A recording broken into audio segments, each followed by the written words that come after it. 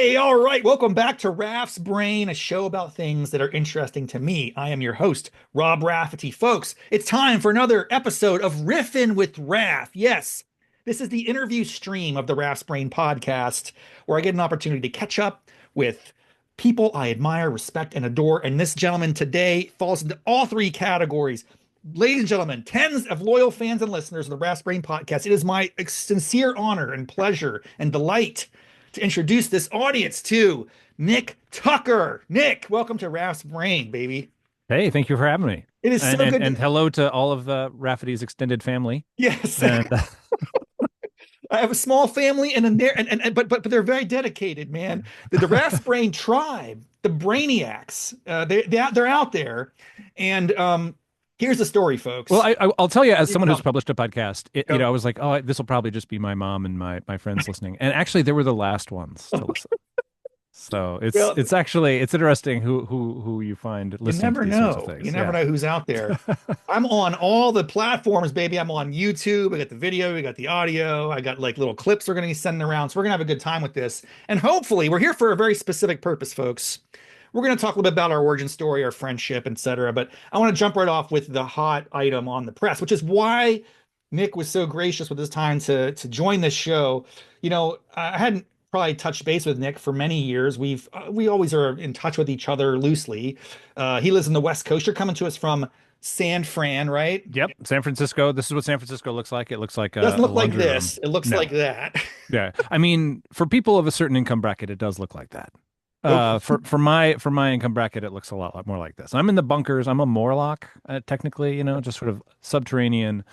Yeah, I'm coming from a laundry room And right you've been now. there for quite some time, I believe. The laundry room, yeah, It's yeah. I've been here since 2020. great stuff, man. Yeah. San Francisco, I've been living here since 1998, off and on. Ooh, So yeah, that's a whole nother episode. We could talk about the entire evolution and everything you've seen there. I bet it's been a lot, huh? it's like three different cities. Yeah. Amazing, remarkable. Well, what happened is I got an email from Nick. I don't know, it was a month ago or so, maybe I don't even know how long ago, but it was basically saying, "Hey, folks, I'm going to make a short film. It's going to be awesome, and sign up for my Seed&Spark campaign."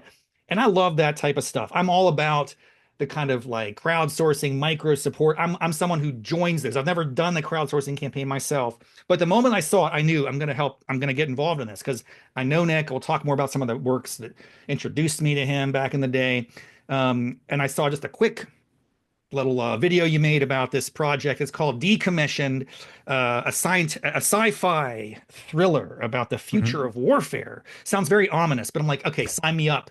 So, folks, I'm dropping links in the show notes. You got to sign up. You got to check it out on the Instagram, everything. It's very, very cool stuff. And you're really taking people along for the creative journey. It's really going well. So, tell us about the status. Tell me about the project. How are things going? Yeah, I mean, it's interesting because like you said, we've known each other for a long time, and I am one of those people who, if it's not right in front of me, it doesn't exist. Right? Like, I am terrible at keeping up with people. And so I think during the pandemic, for health reasons, I just like was like, I'm off Facebook. I'm not getting on Facebook anymore. Like, I just walked away from that. And so I basically had zero online presence aside from my work at Freethink. And so starting a crowdfunding campaign, it makes you acutely aware of just how detrimental that is. You're like, oh, I'm in contact with nobody. And so that was interesting to me as someone who's very like just socially sort of like it's out of sight, out of mind. And so I was like, oh, I guess I haven't been in touch with any of these people for the last 5 years, and I felt like a heel, reaching out to everybody sort of out of the blue just because I was doing this. But it also has been really, really great to reconnect with folks, and a good excuse for me to just do that because I This always is forget really to the do true it. motive. You just wanted to expand your Right, social network. So let's right, create, let's write and produce an epic short sci-fi film. That'll be a great, like, sneaky way to get back in touch with people like exactly. Raffety. Yeah, it's a Well, it's great excuse. it's worked well. It sounds like you're almost 100 followers on the Seed and Spark page, and Hmm. it seems like you're making steady progress on that. I know you have like 7 or 6, so many days left to hit Yep. the mark. Um, so yeah, look, status report project. How are things going? You're about a little bit more than halfway through the campaign. Is that right? Yeah, I think we're a little over halfway done towards our goal, and we have about a week left. I'm hoping that in the last week we'll, pick up some pace. We had a really strong first week, and that sort of tends to follow the trajectory of these things as they start strong and things slow down in the middle and pick up at the end. So I'm hoping for that strong finish. Um, but yeah, it is weird doing a crowdfunding campaign. I've like you, I've often supported them. This is the first one I've ever done, Oh, and I'd never done one before, and so. I did not anticipate how all consuming they are. They are a thing unto themselves. And like people told me they're all consuming, so I don't know what I was thinking of. Just like, were they like partially all consuming? yeah. Are they sort of mostly all consuming? No, they're just all consuming. They just take up as much energy as you have, and then a little more.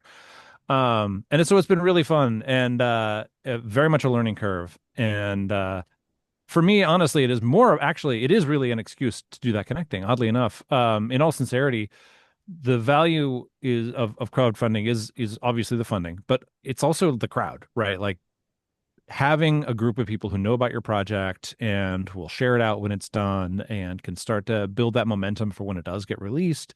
That's huge, right? I mean, how much of what drives a project success is just that initial like momentum from when you release it on YouTube. When 10 people share it, that's great. When 100 people share it, that's amazing. When 1,000 people share it, that's huge. And that can like snowball into a much greater amount of awareness. So for me, it really is like I love the funding part of it. That's really important to us making the best film that we can. But it's also equally important for us to just like connect with people who are interested in thoughtful science fiction and be able to have built a little bit of that audience when we finish the film. Excellent, excellent stuff. I know that the Raff's brain listening demographic is probably like 90% into sci-fi. So I think this is going to be a fruitful episode for me. It's mutual benefit to the max, as we say. And so you talked about smart sci-fi. Tell us a little bit about the story that you're going to tell here, the motives behind it. Maybe backing up one second, just so Mhm. folks know a little bit more context. You are a techno-optimist by nature. Is that accurate? Yeah, so yeah, I would say I would describe myself as a generally techno-optimist kind of person, or solar punk, or however, whatever the buzzword is of the day, or an accelerationist, if you will. Yeah. So yeah, and generally, I think that the future is really going to be amazing as long as we make it amazing. I don't think it's a guaranteed outcome, but I generally think it tends to be that way because people do talk about it and imagine. I think science fiction is part of that process, right? Like, we talk about possible futures, good or bad, as a way of trying them out. This, the term that my friend and I use is rapid prototyping the future. And it's just a way of like seeing like, well, what works about this? What do we like about it? What do we not like about it? Is there a way we can use these technologies in a way that will impact human life for the better, instead of for the worse? And I think we see that all the time. I mean, how many times have you heard 1984 referenced? I live in the Either DC area, dude. It's every day, right? almost every day. It's so Right. fascinating. But Um, what is that if not like an early prototype of, you know, tightly controlled political speech or a surveillance state or any number of other things? Um, and I find it really interesting that like we've done all those things despite that, but we've done them in a slightly different way, or we've done them in a way that is a little bit more acceptable. But we're still sort of living through a lot of those things that were predicted in that book, just but altered by how humans have implemented it it. is funny. That's a really great analogy, and how it kind of creeps in too. It's sort of incremental and always obvious in hindsight. Not always at the time that it's happening, which is maybe the reason why you want to raise these issues even more. It's more important to have them on the radar. I do appreciate that you embrace what we hope will be a techno friendly future, that technology broadly and innovation broadly helps and improve our lives. And you're a host of a show, folks. You got to check it Mhm. out. It's called Hard Reset. It's a really kind of fun and playful. I don't want to call it gonzo journalism, but you are the great host, dude. You're such a great personality on the show. Tell us a little bit about that, because that's like you're exploring the possibilities, the upsides, the extraordinary potential of technology that could have in our lives. Yeah, I mean, it's a really fun show to make. So it was co-created by my friend Taylor and I, Taylor Hamilton, who's another filmmaker. He and I have collaborated on a lot of stuff, and we co-created it at Freethink. And he actually departed Freethink on friendly terms to work at another company, but so I just sort of been running with the show ever since. But yeah, it is very much about what are the technologies, what are the people and the ideas that sort of invite you to rethink the world from scratch. Not because we should rebuild the world from scratch, but because it exposes a lot of assumptions we have about how things have to be. And so um, and it's really interesting to me that we live in an era of unprecedented change, and very often we get hung up on the silliest of things. And if we were to start from scratch, the world would be totally different. Like the things that we would do and the way we would do it, if we didn't have this legacy of the last, 10,000 years of technology, things would be barely recognizable to us. Um, and for better sometimes and for the worse, like we would lose a lot with that, right? Like the show is all about like also what you would lose if you started over and if you lost the embedded wisdom from 10,000 years of refinement that we see in a lot of the technologies we have today. So it's a fun show to explore those things, and it is really cool. Like it feels like you're living with one step, like one foot in the future. We get to go to meet the people who are really inventing the stuff that will be, changing the world in 5, 10 years. Yeah, and look, I don't want to give it all away, folks. You want to check it out, but there's a really cool episode. This was exciting to me. Brian Johnson, this Hmm. dude who's like biohacking his own body to help understand all the different ways we can manipulate and maybe reduce or reverse aging and that this is really cool. I'm not going to talk about this episode too deeply because I want people to watch it. But Nick, you subjected yourself to a kind of like healthy version of Super Size Me, right? Like Right. you Yeah. were It's like very much the opposite of Supersize Me. Um, basically all the meds, all the exercise, the diet. It looked like a really, I know you were at the end. I'm not going to ruin it, but I don't know if I could have subjected myself to that. So kudos to you. And you look great. I don't know if you're keeping up with any of those habits, but it looks like you're looking pretty good, man. I am. I am Oh my keeping up with it, quite gosh. a lot of it. Yeah. I not 100%. So I've definitely modified it a great deal, to make it more, user friendly. But yeah, I will say that.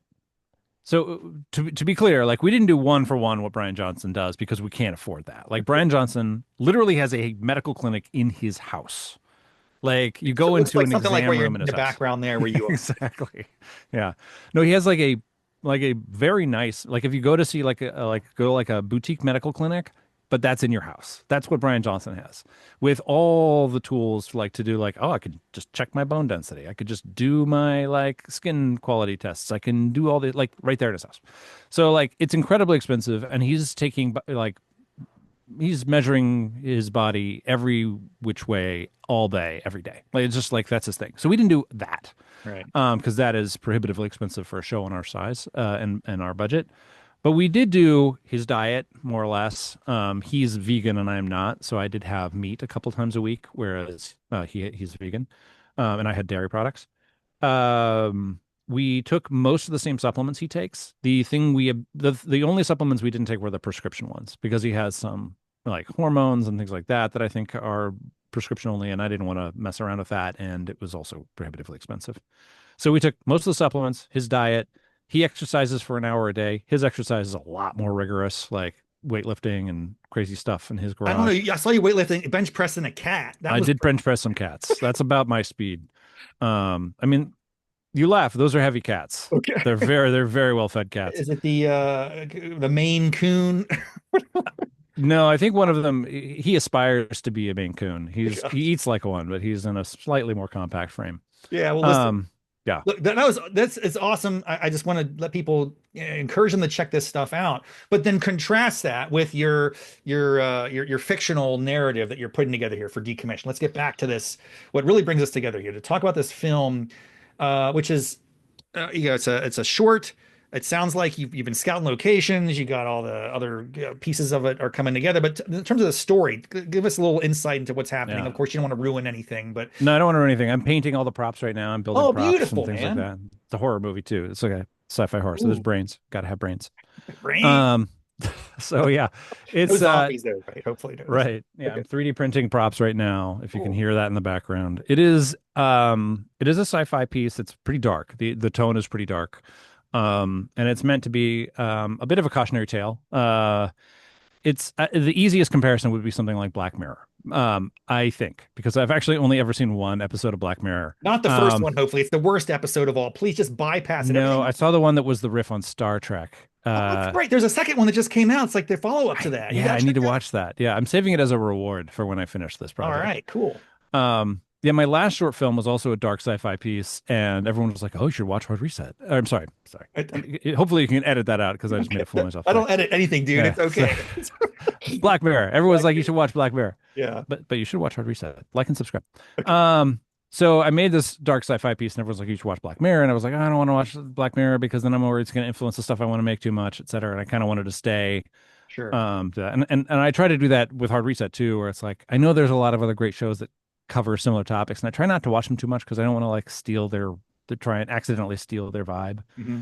Um, so I have actually only ever watched a couple episodes, that one episode really of Black Mirror. But yeah, it is very much in that same sort of vein of like a dark cautionary tale about technology in the near future. How long has this been Um, on your mind? I mean, like, is this a type of story that's been there for a while, but then suddenly just seems mhm. like the right moment to strike, or what's that?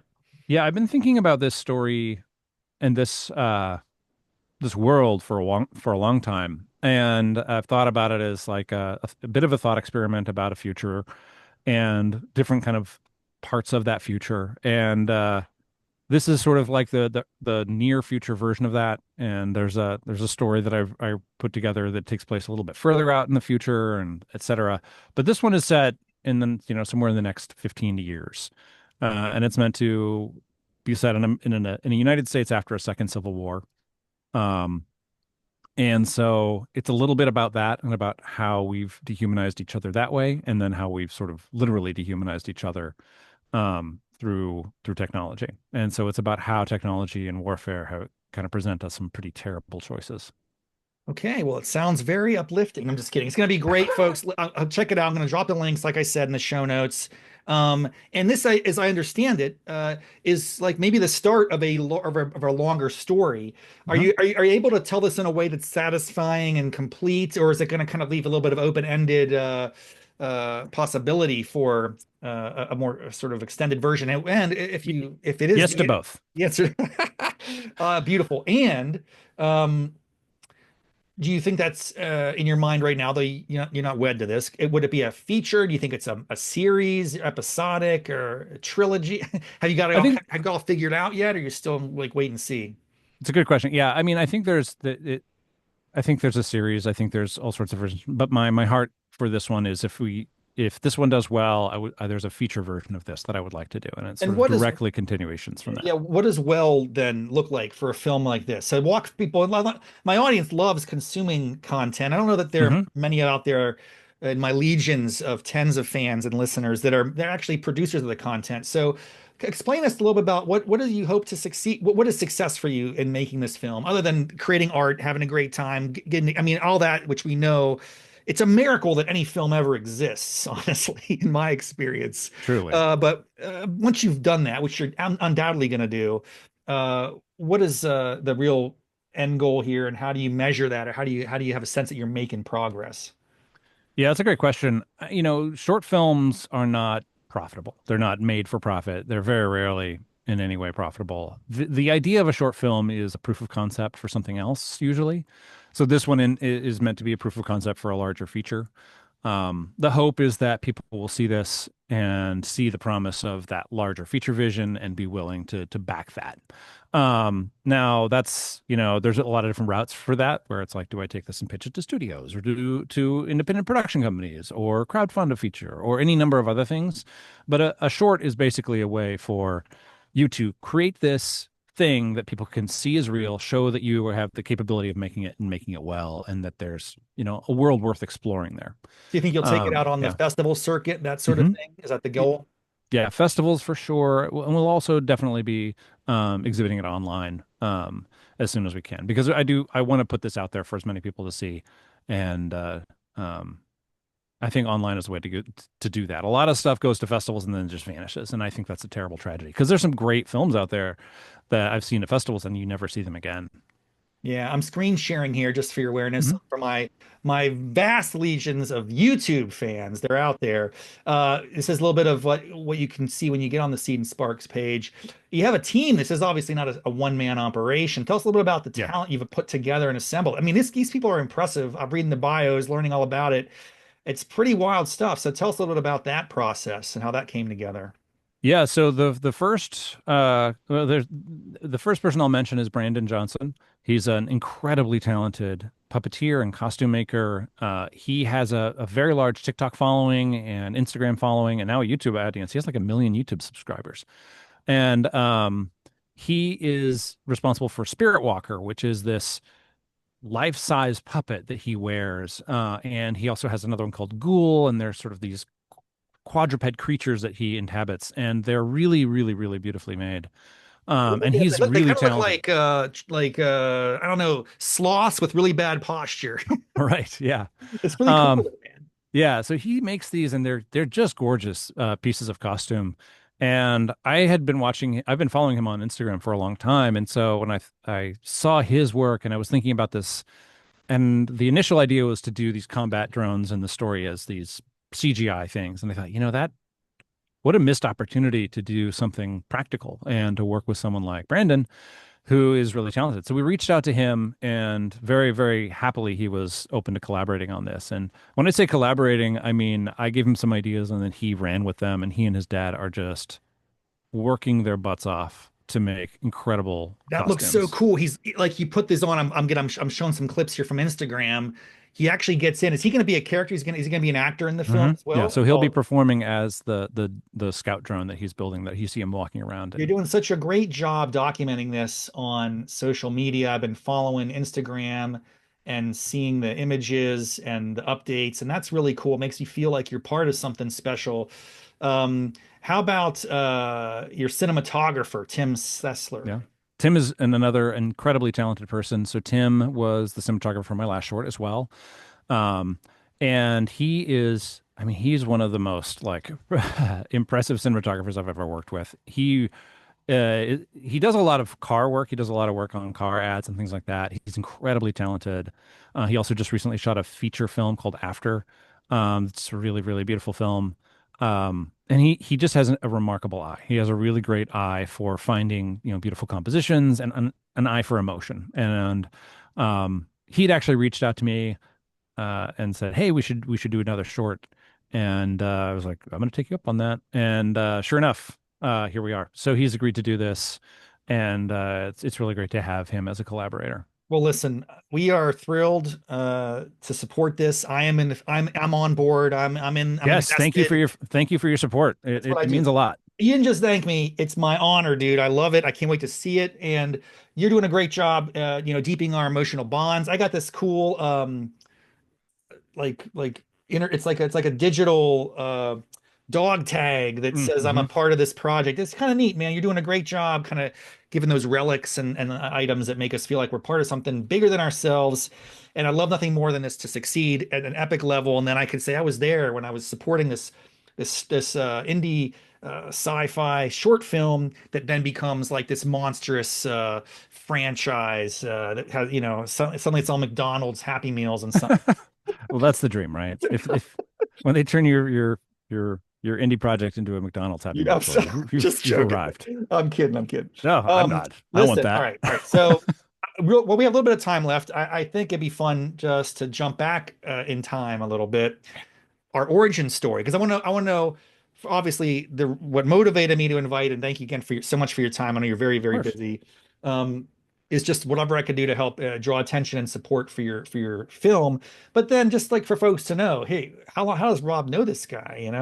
And I want to say our connection was probably through the Moving Picture Institute, which is a great nonprofit supports stories about freedom in film. And you're an Hmm. artist that you actually have kind of a documentary background, if I remember correctly. Is that accurate description? Sure. Tell us about your origin Uh, story. And here's the thing, folks, people who know me, which is all of my listeners probably know me personally. You're not a filmmaker per se, Rob. I don't do that professionally, but Nick is. Nick is a creative genius and he does this for a living. And I want to know, and I want my listeners to know, like, when did you first know that you wanted to make movies? And then when did you actually commit to that and decide this is what I'm going to do, no matter how challenging or difficult that path may seem? Well, I think that you inevitably, when you commit to this path, it's before you know better. Which is just like it is. it is not a rational choice. There's no good reason to do this. It's I it is a wild ride. I have made yeah, so I started making films in college and I went to art school and studied film, which was very much a random choice, I will say. Like it was like I was 18 and basically threw a dart like at the wall and was like, I guess I'll go to art school and learn this. Had you experiment a little bit? Did you have any access to the equipment or gear in your high school at all? Or Not really. okay, No, I mean the closest we'd ever come was like making little Lego Mation films for wow, English high school English projects, and they were terrible. yeah. And like those sorts of things that were just silly and nowhere close to actual filmmaking. But yeah, no, I just liked movies a lot as a kid. I was obsessed with them. That was my main thing. And so it made sense that I would go and make them. It's been wild. So I went to art school, studied that. I studied film. I made a feature in college that did okay as an independent film, and have made a couple other things like that. We met through MPI because I was working on a documentary at the time, and the MPI also funded my last short, helped me raise that money for that, and so yeah, so I've been attached to MPI and know you through there and through some other folks there, you know, you can't. I mean, it's not a large community of people who are sort of like focused on individual liberty and filmmaking. And so MPI is definitely, and it's still a diverse group of people. Like Sure. you get a lot of very, very, very interesting perspectives on that. You know, people from all over the political spectrum, but you know, it is still very much united around that. And that's actually one of the best parts about it is that you do get so many very different viewpoints sort of united by that one common thread. Yeah, I'm a big fan, and they've introduced me to many creative people who I remain in close touch with to this day, including the founders of Freethink, which you referenced earlier, Dan Hayes, Clay Hmm. Broga, and company. So another great outfit. I'll drop a link in the show notes to them as well. When we met, I want to see if this is a crazy memory. Did you have to like used to wear like this little I had a wooden bow tie. a wooden bow tie? Yeah, I still have Yeah, it somewhere. It's broken, unfortunately. that was such a Um, cool little trademark. I also have a wooden necktie that goes all the way down. Nice. Well, Yeah. what do you get? Have you got out your outfit for when this premieres at Telluride or whatever? Yeah.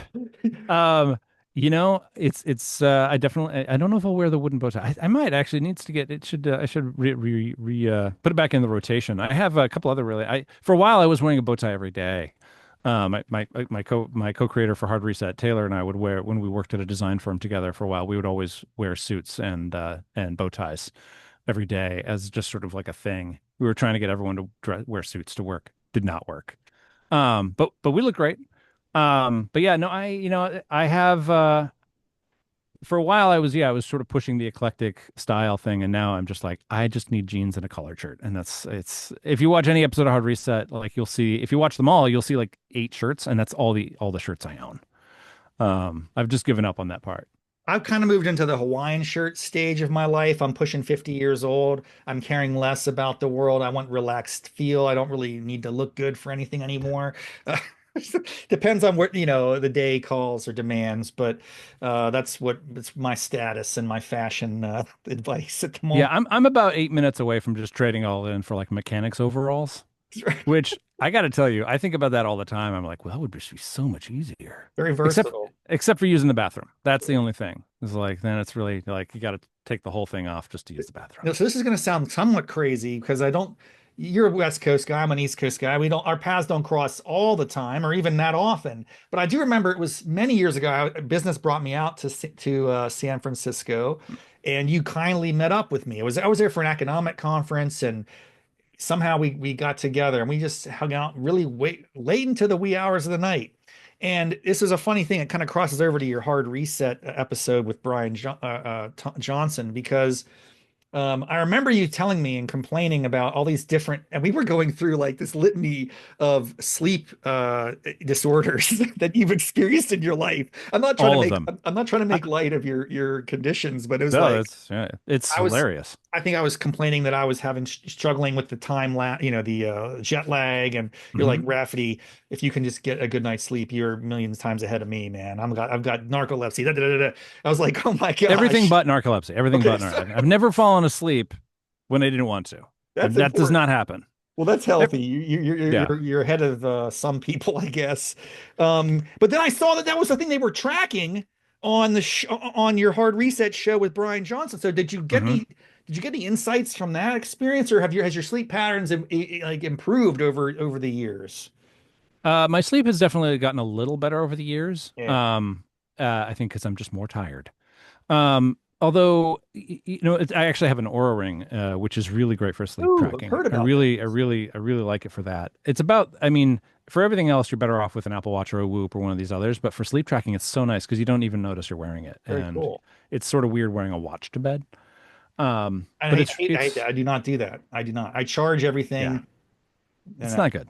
no, it's not good. Yeah. Um, So, but I do like that, and I like the sleep data, and I will say that Brian Johnson is really good about his sleep schedule. He's very regimented about it. We were not so regimented. That was one of the concessions we made just for our schedules. yeah. And I have a son, and like, I can't be going to bed at 8 every night. Like, it's just not going to work. It's tough, But man. he's Discipline, very when regimented. discipline meets reality, like the real, it's just not as easy as it sounds. Yeah. Um, But I do, I will say, like, since then, I haven't, like, I think when we were talking about that, like, we were talking about litany of sleep problems I've had, like insomnia, sleepwalking. I'm a sleepwalker. And sleep paralysis is the other one that I've Sleep paralysis experienced. is the one you were telling me about. I was like, Yeah, this sounds terrifying. You wake it up is but you utterly can't terrifying. move and you can't breathe. I'm Hmm. like, dude, you give me panic attacks just having a drink in the bar. I'm like, man, Yeah, this guy's crazy. it's freaky as shit. Yeah, it is. It is a nightmare. I mean, literally a nightmare. That you can. It is absolutely terrifying. I haven't had that in a long time, so thank goodness for that. So in that respect, the sort of like very acute sleep problems I haven't had in a long time. But I will say my sleep quality overall is just like what you would expect from a 45-year-old man who drinks probably 25% too much coffee every day. All right. So we're on the same wavelength. Um, so that's just a little bit of about how we, got to know each other and how we connected. And now I'm so grateful that we reconnected. I'm so grateful that you were willing to take time to just touch base, be a guest on Raph's Brain. Welcome, dude. You're here. You're kind of, I would say you're early. This is my fourth iteration of the podcast. Um, Okay. there were many starts and stops, but I'm going strong now. This is like episode, I think you're going to be 116. If that's a Oh lucky wow, number, let's just get that's it's a lucky great. number. That's a lucky number, all right? It's going to be great. And I just am so thrilled that you had time to do it on such short notice. I'm going to get this out as soon as possible. And folks, please check out the links, check out Nick's work. If you're really motivated, I hope you'll give it some support. This is a exciting project, and it would mean a lot to me if you would do that for my friend Nick. Oh, So, thank you. Yeah. thanks And again. even just following is helpful, and spreading the word. We really Follow, just want to share, connect. spread the word. Every little bit helps, folks. Anything you do, like stuff on Instagram, just get excited about people that are out there creating things, bringing new ideas in the world. I'll say this as we're wrapping up. One thing that gets me going when I see creative work, especially in the sci-fi space, is that it's just someone with an original idea. I mean, my Right. goodness, I'm so tired. And I love, by the way, look, I have these little guys sitting up here, like little alien franchise. You got a Predator up there. Yes, but that stuff's like 30, 40, 50, or how old it's decades. And it just seems like it gets a little bit tired. And I love those things. Hmm. So I don't want to ever talk bad about them. But you're doing something original. And this is an opportunity for people who like original sci-fi to support an indie artist who's going to make something great. So thanks for doing what you do, Nick. Congrats on No, thank pushing it you. through. It takes a lot of courage to put yourself out there like that. So we No. appreciate it. And I hope that all our listeners will chip in and support it. Well, thank you for having me on. It's a lot of fun, and I'm sorry it took so long for us to reconnect. So, but thank you again, and yeah, We'll please catch let up me know if again. the next time we want to do it. We'll catch up again once it's in the can and once you get your plans there. I'm sure my people will be very Right. curious about the progress. Until next time, thanks so much, Nick. Thanks to all listeners. We'll see you soon. Have a good one.